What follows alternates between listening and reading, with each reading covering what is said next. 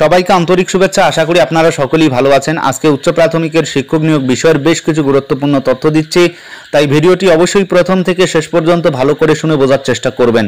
উচ্চ প্রাথমিকের শিক্ষক নিয়োগের ক্ষেত্রে দীর্ঘসূত্রিতা নতুন করে বলার কিছুই নেই। আপনারা সকলেই জানেন যে সবথেকে মহাগুরুত্বপূর্ণ মামলা ম্যাট 638, আর এই ম্যাট 638 তার হিয়ারিং হওয়ার কথা আগামী 17 তারিখে, কিন্তু 17 তারিখে কি হিয়ারিং হবে এ নিয়ে কিন্তু প্রশ্নচিহ্ন। কেননা আমরা যতটুকু শুনতে পেরেছি সম্ভবত রামনবমীর ছুটি চেয়েছে, আর সে কারণেই যদি ছুটি মঞ্জুর হয় তাহলে কিন্তু 17 তারিখে ম্যাট 638-এর হিয়ারিং হবে না। তবে যতটুকু আমরা শুনতে পাচ্ছি সম্ভবত 24 তারিখে এই ম্যাট 638-এর হিয়ারিং হতে চলেছে। এবারে 16 তারিখে কি হতে চলছে আপনারা নিশ্চয়ই জানেন যে 16 তারিখে মহামান্য কলকাতা হাইকোর্টের দিকে অনেক প্রার্থী তাকিয়ে রয়েছে। যারা কাউন্সিলিং করে আছেন তারা যেভাবে উচ্চ প্রাথমিকের শিক্ষক নিয়োগ প্রক্রিয়ার যে অন্তিম পর্যায়ে চলে গিয়েছে, তারা কিন্তু চাইছে যত দ্রুত সম্ভব যাতে শিক্ষক নিয়োগ প্রক্রিয়াটা সম্পন্ন হয়, তারা যাতে স্কুলে যায়, কেননা তারা ইতিমধ্যেই স্কুল কিন্তু চয়েস করেছে। আর অপরদিকে যে সমস্ত প্রার্থী সিট আপডেটের অপেক্ষায় দীর্ঘদিন ধরে মাতঙ্গিনী হাজরা মূর্তির পাদদেশে আন্দোলন এবং অবস্থান বিক্ষোভ করে আসছেন, তারা কিন্তু একটা বৃহত্তর আন্দোলনের ডাক দিয়েছেন।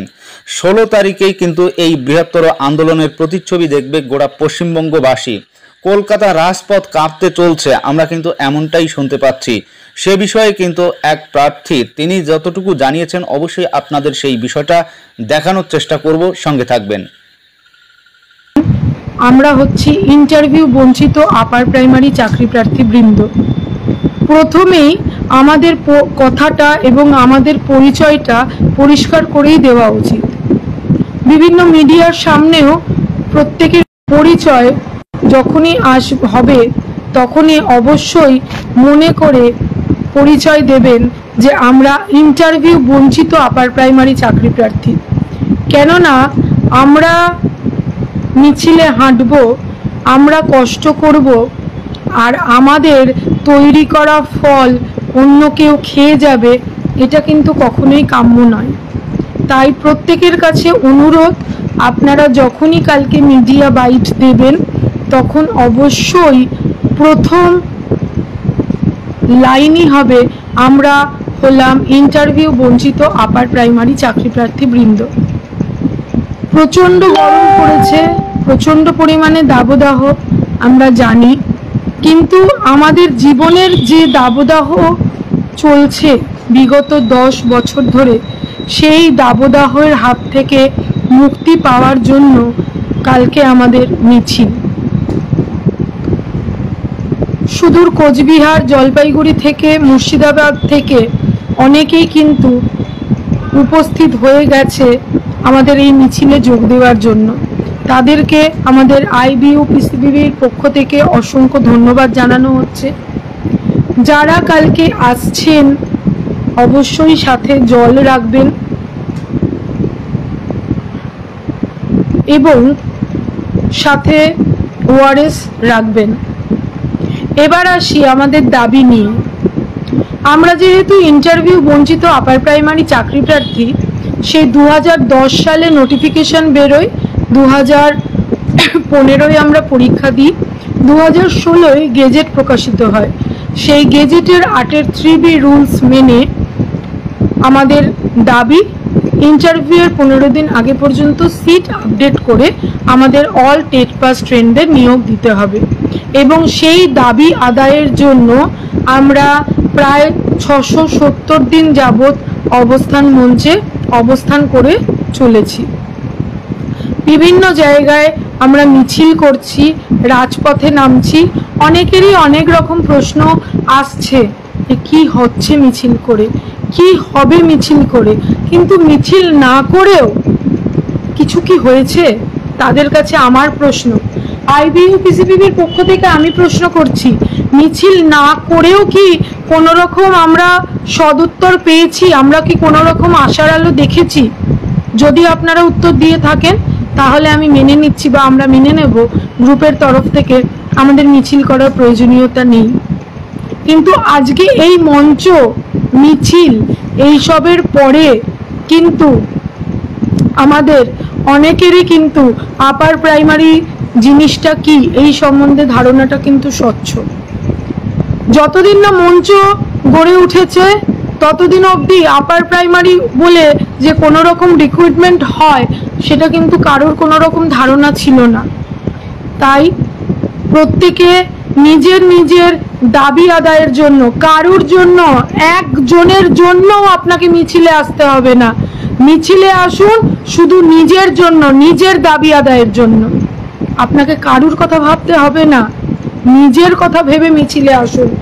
প্রচন্ড দাবদাহকে উপেক্ষা করে মিছিলে হাঁটুন নিজের দাবি আদায়ের জন্য।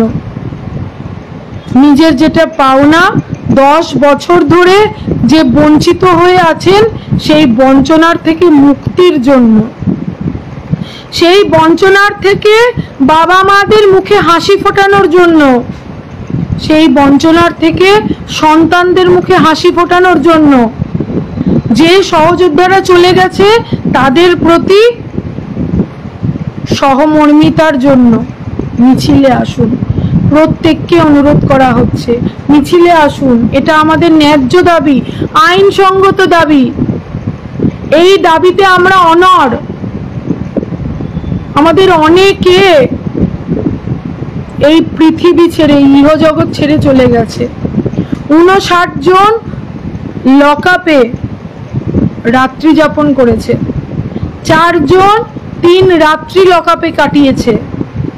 কাদের জন্য করছে? আমাদের জন্যই। তাহলে যারা এত কিছু করে ফেললো, আমরা তাদের জন্য একটু মিছিলে হাঁটতে পারবো না আমাদের দাবি আদায়ের জন্য? ভোটের মরশুম এখন চারিদিক গমগম করছে, চারিদিক এখন প্রচন্ড পরিমাণে হাই ভোল্টেজ হাওয়া চলছে। এই সময় হতেই তো পারে আমাদের এতদিন ধরে জং পড়ে যাওয়া ভাগ্য শিখে হয়তো ছিঁড়ে গেল, হয়তো আমাদের আপডেট সিটে নিয়োগ হয়ে গেল। সেই আশায় বুক বাঁধার জন্য কালকে মিছিলে আসুন। 16ই এপ্রিল মহা মিছিল। মিছিলে যোগদান করার জন্য অবশ্যই দুপুর 1টার মধ্যে আপনারা মোহরকুঞ্জে জমায়েত হবেন। সময়টা মাথায় রাখবেন প্রত্যেকে। একজন আসবেন 11টা আর একজন আসবেন 2টো, এইটা যেন না হয়। প্রচন্ড পরিমাণে দাবদাহ, তাড়াতাড়ি যাতে আমরা মিছিলটাকে সম্পূর্ণ করতে পারি সুসম্পন্নভাবে, সেই কারণে মিছিলটা যাতে ঠিকঠাকভাবে হয় আপনারা টাইম মেনটেন করবেন। ভোটের যেহেতু আবহাওয়া চলছে, মিছিলে যেতে গিয়ে কোনো জায়গায় আমরা অযথা দাঁড়িয়ে যাব না, কেননা আমাদের শ্রদ্ধেয় সুফল কাকু ডিক্লারেশন দিয়ে এসেছে আমরা সচল গতিতে মিছিল এগিয়ে নিয়ে যাব। তাই কাকুর সম্মান রক্ষার্থে আমরা মিছিলে এমন কোনো বিশৃঙ্খল অবস্থা, এমন কোনো অপ্রীতিকর ঘটনা করব না যাতে কাকু কোনোভাবে অসম্মানিত হয়।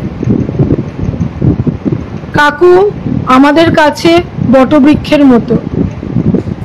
এই বয়সে এসে সুফল কাকু, সুবীর কাকু, অমিত কাকু, আরো অনেক কাকু কাকিমা আছেন, আমার মাও আছে, যারা কিন্তু এই মিছিলে মঞ্চে প্রতিনিয়ত আসেন। অনেক সময় আমরা তো দেখেই বুঝতে পারি না মঞ্চটা গার্জেনদের মঞ্চ না আমাদের ইন্টারভিউ বঞ্চিত আপার প্রাইমারি চাকরি প্রার্থীদের মঞ্চ। অমিত কাকু টাইমের আগেই চলে আসেন, আমরা পৌঁছতে পারি না কিন্তু কাকুরা ঠিক টাইমে চলে আসেন, মঞ্চ দড়ি বাঁধেন, মঞ্চ খাটান। তাহলে যারা এই রকম ভাবে আমাদের বটবৃক্ষের মতো আমাদের পাশে দাঁড়িয়ে আছেন, আমরা সেই বটবৃক্ষের ছায়াতেই আমরা আমাদের দাবিটাকে আরো জোরালো করে তুলব। আজ নয় কাল আমরা আমাদের দাবি আদায় করবই। দাবি আদায় না করে আমরা এক চুল জায়গাও ছেড়ে দেব না। কেন আমরা জায়গা ছাড়বো? এটা আমাদের ন্যায্য দাবি, এটা আমাদের হকের দাবি, এটা আমাদের যোগ্যতার দাবি। রাস্তাঘাটে, পাড়ায়, বাড়িতে, বিভিন্ন জায়গায় যখন আমাদের শুনতে হয় এখনো চাকরি পাসনি, নিজের বিবেককে প্রশ্ন করুন, তখন আপনার যোগ্যতা নিয়ে প্রশ্ন তোলা হয়, সরকার চাকরি দিচ্ছে কিনা সেই নিয়ে প্রশ্ন তোলা হয় না। তাহলে সেই যোগ্যতার মাপকাঠিকে সবার সামনে ঠিকঠাক করে ধরে তুলতে পারার জন্য এই মিছিল। অনেক কষ্ট করছি আমরা, রোদ বৃষ্টি সবাইকে আমরা উপেক্ষা করে দিচ্ছি দাবি আদায়ের জন্য। কি দাবি? ন্যায্য দাবি। ইন্টারভিউয়ের 15 দিন আগে পর্যন্ত সিট আপডেট করতে হবে। এই দাবি তো আমাদের ন্যায়সঙ্গত। এই দাবির জন্য কেন আমরা পিছিয়ে থাকব? আজকে যদি পরপর এসএসসি হতো, আমি হলপ করে বলতে পারি আমাদের এই এত ক্যান্ডিডেটের মধ্যে একজন ক্যান্ডিডেটও বাড়িতে বসে থাকতো না। একজন ক্যান্ডিডেটকেও মাতঙ্গিনী হাজরার মূর্তির পাদদেশে বসে হাততালি দিয়ে বলতে হতো না নিয়োগ চাই, নিয়োগ চাই। কেন আজকে 10টা বছর ধরে আমাদের এই ভুগতে হচ্ছে? কমিশন, তোমার হুঁশিয়ার হও, আমরা কিন্তু আর ছেড়ে দেব না। আমাদের জীবন নিয়ে ছিনিমিনি খেলছো। 10টা বছর আমাদের জীবন থেকে অতিবাহিত হয়ে গেছে।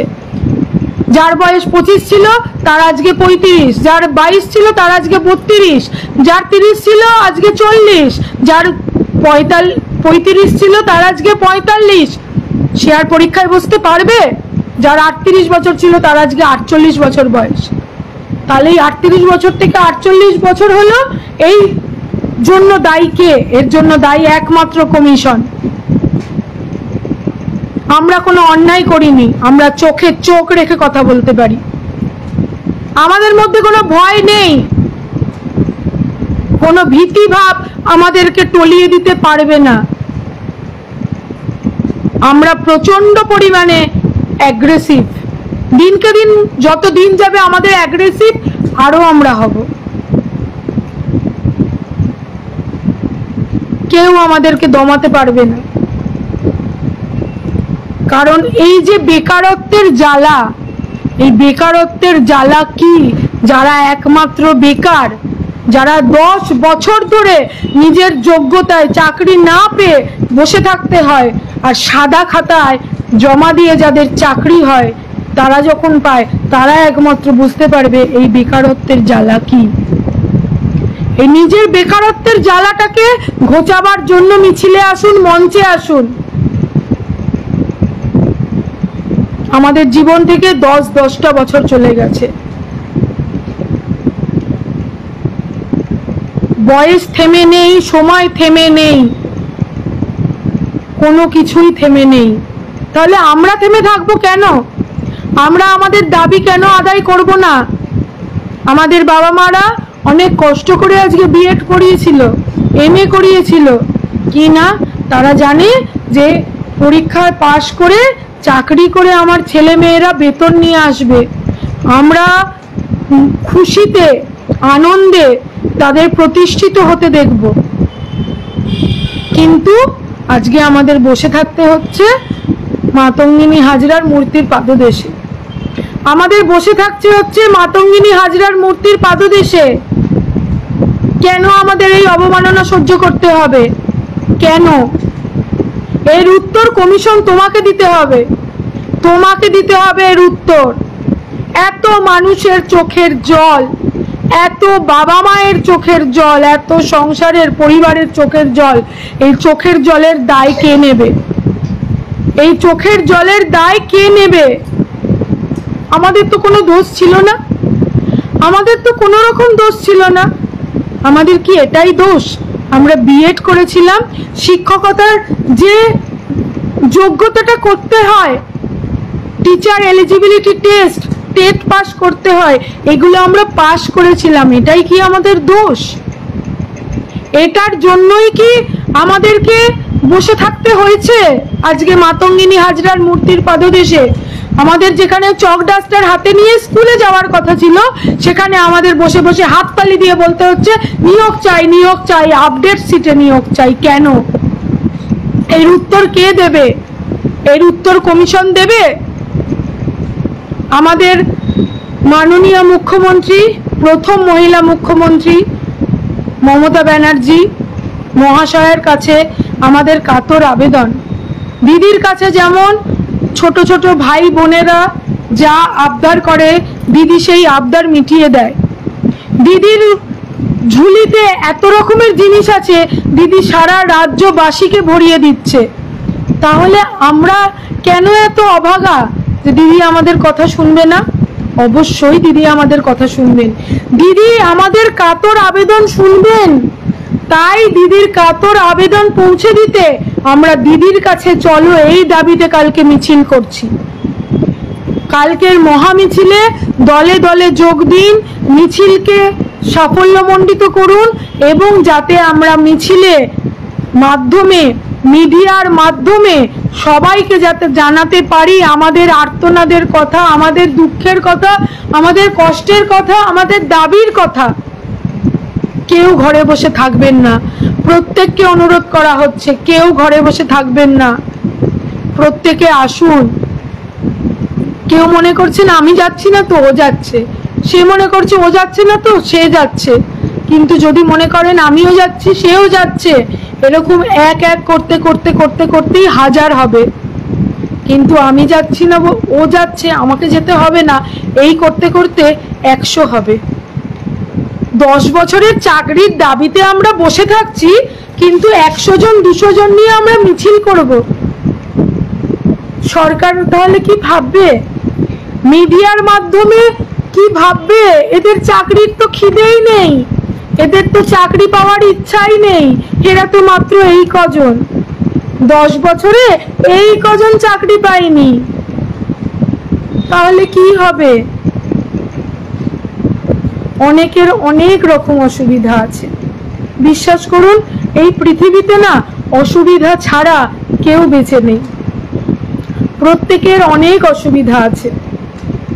এই যে আমি আজকে লাইভ করছি, আমার লাইভ করতেও অনেক অসুবিধা, কিন্তু করতে হবে, আমাদের চাকরিটা পেতে হবে, আমাদের আপডেট সিটে নিয়োগ করতে হবে। এই দাবিতে আমরা অনড়, এই দাবি থেকে আমরা যতক্ষণ না আমাদের এটা প্রাণপণের দাবি মেনে নেব ততক্ষণ কিন্তু আমরা ওই কয়েকজনকে হাতিয়ার করে আমরা এই দাবি আদায় করতে পারবো না। কয়েকজনকে হাতিয়ার করে এত জনের দাবি আদায় করা সম্ভব নয়। কিছু জন মঞ্চকে নিজের পরিবারের থেকেও বেশি ভালোবাসে, আর কিছু জন মঞ্চকে সময় কাটানোর জায়গা হিসেবে ভাবে। কিন্তু সবাই যদি আমরা মঞ্চকে নিজের পরিবার হিসেবে দেখি, নিজের পরিবারের বিপদ হলে আমরা সবাই একে অপরের পাশে দাঁড়িয়ে থাকি, একে অপরের কাঁধে কাঁধ মিলিয়ে বিপদের সামনাসামনি করি, তাহলে কেন আমরা এখন এই মঞ্চকে পরিবার ভেবে একসাথে হতে পারবো না? মিছিলে যোগদান করুন নিজের ভালোর জন্য। আমি প্রথম লাইভ শুরু করেছি এই কথা বলেই, নিজের জন্য মিছিলে আসুন। একটা অন্য মানুষের জন্য আপনাকে মিছিলে আসতে হবে না, নিজের চাকরির দাবিতে, নিজের যোগ্যতাকে লোকের সামনে দেখানোর জন্য, নিজের বাবা মায়ের মুখে হাসি ফোটাতে, নিজের সন্তানের মুখে হাসি ফোটাতে, নিজের অধিকার আদায়ের জন্য, নিজের দাবি আদায়ের জন্য, মাথা উঁচু করে নিজে বাঁচার জন্য, অনেককে অনেক উত্তর দেওয়ার জন্য সম্পূর্ণ নিজের তাগিদে মিছিলে আসুন, মিছিলে যোগদান করুন। মিছিলে যোগদান না করলে আপনি পরবর্তীতে অন্যের ঘাড়ে বন্দুক চাপিয়ে, মানে অন্যরা মিছিলে হাঁটলো আর আপনি সেইখানে কাঁধে ওদের ওপর ভরসা করে চাকরিটা পেয়ে গেলেন, আপনি কি শিক্ষকতার যোগ্যতার আসনে বসতে পারলেন? আপনার বিবেককে পরবর্তীতে জিজ্ঞাসা করবেন। সেই বিবেক দংশন যাতে না হয়, নিজের বিবেক দংশন, দেখুন এখানেও কিন্তু নিজের কথাই আসছে, নিজের বিবেক দংশন যাতে না হয় তার জন্য মিছিলে আসুন। প্রত্যেকে শত বাধা উপেক্ষা করে, শত কাজ ফেলে রেখে, শত দুঃখ ভুলে রেখে, শত আনন্দ ভুলে রেখে নিজের দাবি আদায়ের জন্য 16ই এপ্রিল মহা মিছিলে ইন্টারভিউ বঞ্চিত আপার প্রাইমারি চাকরি প্রার্থীদের মিছিলে যোগদান করুন নিজের দাবি আদায়ের জন্য, আপডেট সিটের দাবি আদায়ের জন্য।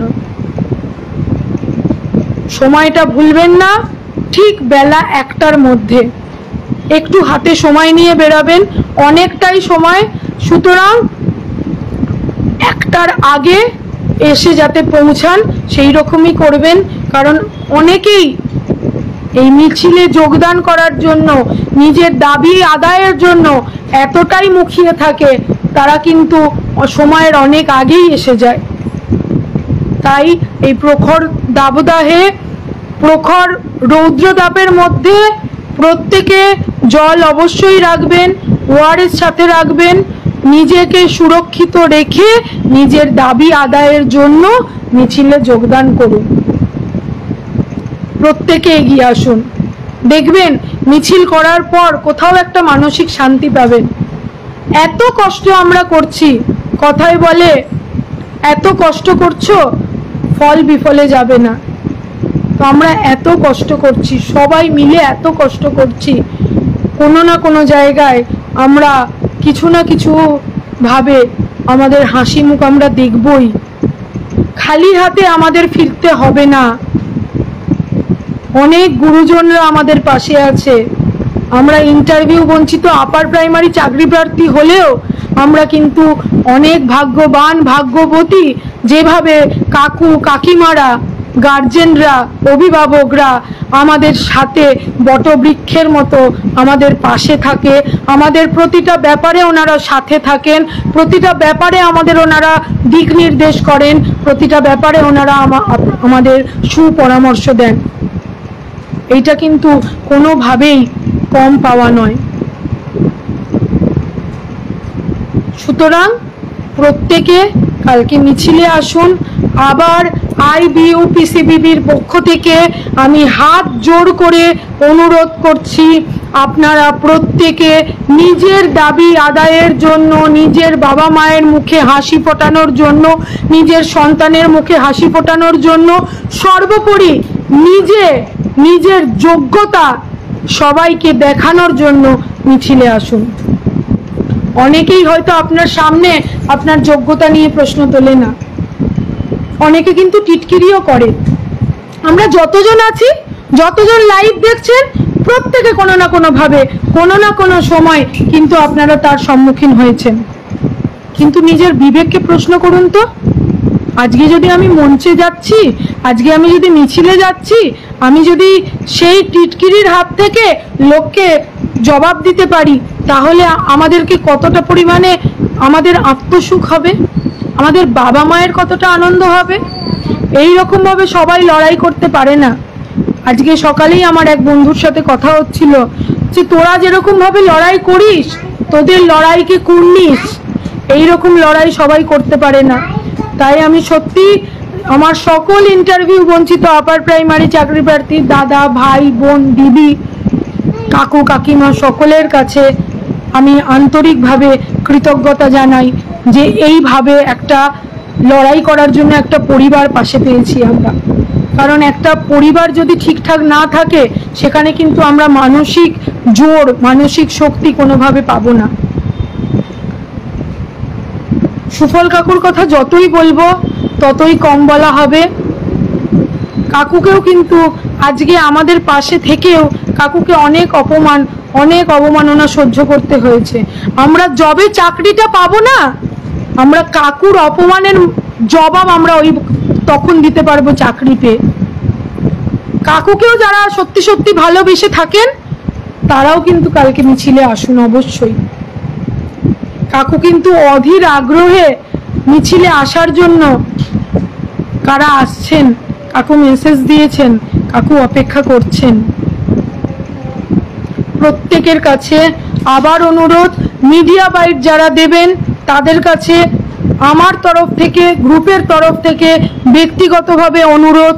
মিডিয়া অনেক রকমভাবেই অনেক প্রশ্ন করবে, কিন্তু আমরা ইন্টারভিউ বঞ্চিত আপার প্রাইমারি চাকরি প্রার্থী, এই কথাটা বলতে প্লিজ কেউ ভুলে যাবেন না, প্লিজ। কারণ আমরা কষ্ট করছি আর অন্যরা ফল নিয়ে যাচ্ছে। প্রত্যেকে কালকে মাথায় রাখবেন, আমরা হলাম ইন্টারভিউ বঞ্চিত আপার প্রাইমারি চাকরি প্রার্থী। যাই প্রশ্ন করুন, ছোটবেলায় আমরা গরুর রচনা যেমন পড়তাম, গরুর রচনা পড়ে যার রচনায় দিক সেই গরুর রচনায় লিখে দিত, গল্প শুনেছি। তো আপনাকে কালকে মিডিয়া যে যেখান থেকে যাই প্রশ্ন করুক, আপনি শুরুই করবেন আমরা হলাম ইন্টারভিউ বঞ্চিত আপার প্রাইমারি চাকরি প্রার্থী। এই কথাটা কেউ ভুলবেন না। আমাদের দাবি আপডেট সিটে নিয়োগ চাই। ইন্টারভিউয়ের 15 দিন আগে সিট আপডেট করে অল টেট পাস ট্রেন্ড প্রার্থীদের অবিলম্বে ইন্টারভিউয়ের ব্যবস্থা করতে হবে। ইন্টারভিউ নিতে হবে। ইন্টারভিউ না নিলে আমাদের নিয়োগ সম্ভব নয়। তাই অতি দ্রুত নিয়োগ নয়, অতি দ্রুত ইন্টারভিউ। এই 3-4টে কথা একেবারে মাথার মধ্যে গেঁথে নিন। সকলে কাল রাস্তায় নামুন। যখন মিছিলে হেঁটে যাবেন না, তখন এই এত রোদ গরম এত রকম কিছু না, এত কিছু মনে হবে না। কষ্ট করলে কেষ্ট মেলে। আমরা ছোটবেলা থেকে দাদু ঠাকুমা দিদিমা বড়জনদের কাছ থেকে এই কথাটা শুনেছি। আমরা এত কষ্ট করছি, খালি হাতে ফিরতে হবে না।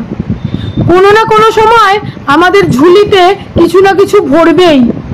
সেই আশা নিয়ে নিজের দাবি আদায়ের জন্য, সর্বোপরি নিজের জন্য, নিজের বাঁচার তাগিদে আপডেট সিটের লড়াইয়ে, আপডেট সিটে নিয়োগ চাই, এই লড়াইয়ের জন্য কালকে অবশ্যই মিছিলে আসুন।